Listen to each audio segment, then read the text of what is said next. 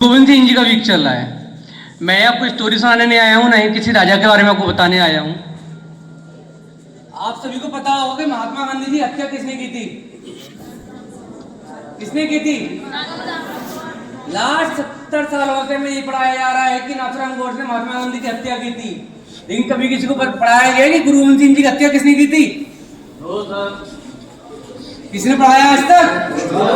नहीं पढ़ाया गया। आपको इतिहास में कल पढ़ाया जा रहा है, तुझे पढ़ाई जानी चाहिए तो नहीं पढ़ाई गई हमें इतिहास में। गुरु गोविंद सिंह जी के पिताजी गुरु तेग बहादुर जी, उनके पास कश्मीरी पंडित आते हैं, उनसे बोलते हैं कि हमारे धर्म की रक्षा कीजिए, हमें मारा जा रहा है हमें कश्मीर के अंदर। तो बोलते हैं जब मेरा सर कटेगा तब आपका धर्म बचेगा। गुरु तेग बहादुर जी की गर्दन काट दी गई दिल्ली के चांदनी चौक पर।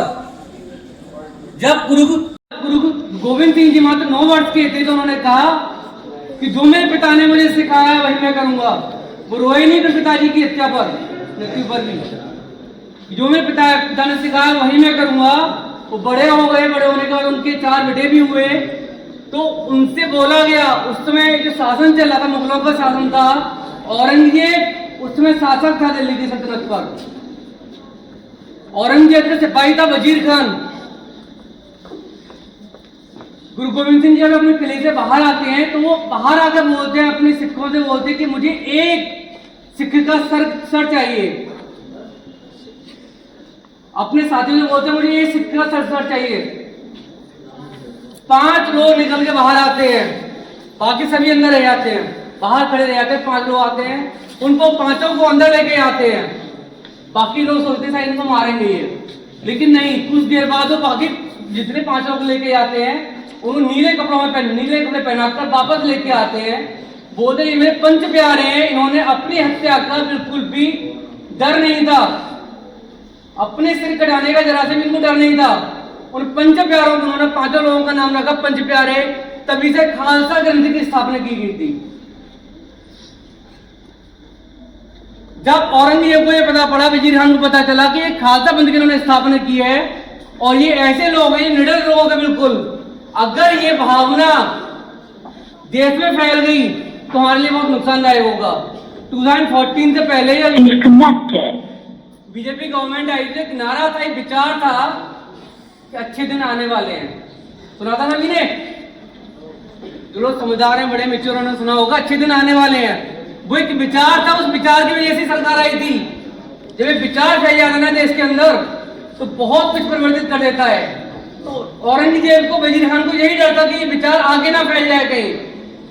तो उन्होंने क्या करा, गुरु गोविंद सिंह जी को बुलाया, उनको बोला, उनके पास एक पत्र भेजा कि आप अपना धर्म परिवर्तन कर लीजिए, नहीं तो हम आपको मार देंगे। उन्होंने धर्म परिवर्तन करने से मना कर दिया तो उनको किले की घेराबंदी कर दी गई। उनका बोल दिया कि इनको बिल्कुल बाहर नहीं निकलने देना है। गुरु गोविंद सिंह जी के पास 2 से 3 महीने का खाने का सामान था।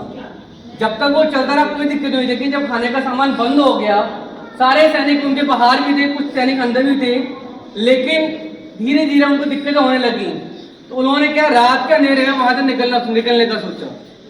रात के अंधेरे में वहां से निकलने के साथ साथ मुगलों की सेना ने उनका अटैक कर दिया। तो सब लोग इधर उधर पिछड़ गए।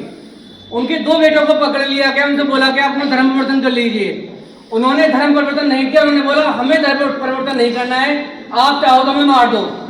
तो उनके दोनों बेटों को, बड़े बेटों को मार दिया गया। वहां से वो भागने वो चमकौर के किले में पहुंच गए। गुरु गोविंद सिंह जी बच गए, चमकौर के किले में पहुंच गए।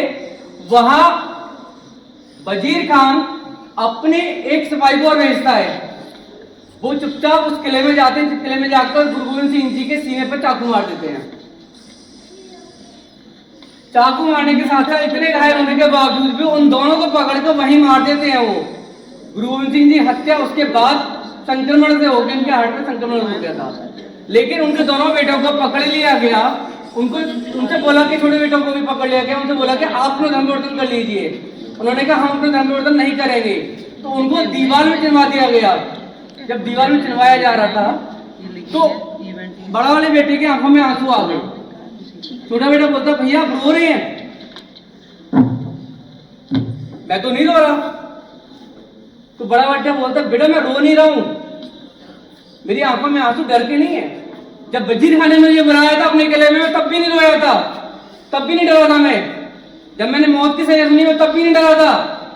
लेकिन मैं ये देख रहा हूं इस दुनिया में सब तेरे से पहले मैं आया था, लेकिन मेरे से पहले तू जा रहा है, क्योंकि वो छोटा था, उसकी हाइट कम थी, गर्दन उसकी तेरी पहले दब रही है। इस बात को सोच के मेरी आंखों में आंसू आ रहे, लेकिन मैं डरा नहीं हूं। उनकी हिम्मत देखिए कि कितने हिम्मतशाली लोग थे। औरंगजेब इतना क्रूर, इतना अत्याचारी था कि उसकी कहानी मैं आपको सुनाऊंगा तो आप दंग रह जाएंगे। बहुत सारी कहानियां औरंगजेब की। हमारे देश में अगर सबसे अच्छी कौम जिसको आज हम अछूत मानते हैं, भंगी शब्द कोई ब्राह्मण मानेगा, सबसे बहादुर कौम है। आपको पता नहीं होगा ये नाम कैसे पड़ा भंगी शब्द। महात्मा गांधी ने उनको हर दिन ऐसे नहीं बोल दिया गया था, बहुत बहादुर कौम, उनके मुकाबले कोई बहादुर ही नहीं है। हम लोग अपने आप को शेष समझे कि हम लोग बहुत ताकतवर है, हम बहुत ताकतवर है, लेकिन उनसे ज्यादा ताकतवर कोई भी नहीं इस देश के अंदर।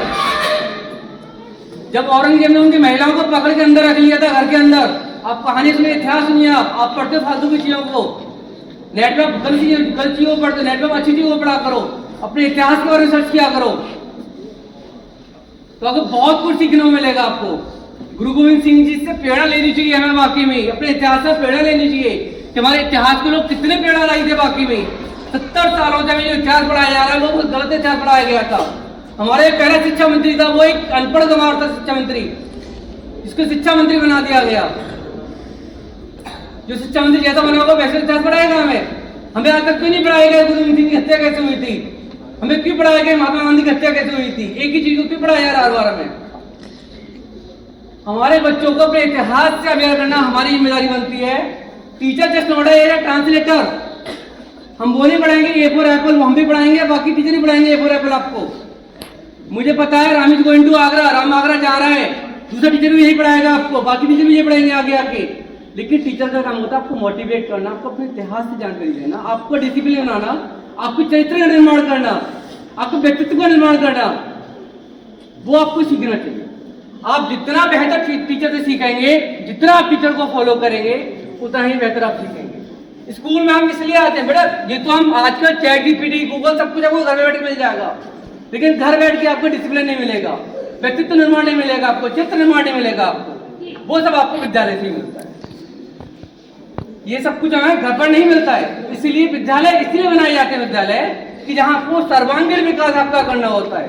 तो इसीलिए ध्यान रखिएगा, अपने टीचर्स को फॉलो कीजिए, ज्यादा से ज्यादा हो तो अपने अनुशासन में रहिए, ये बेहतर रहता है। जिस व्यक्ति को आगे लाइफ में बढ़ना है तो उसको अनुशासन में रहना चाहिए। Thank you, have a nice day.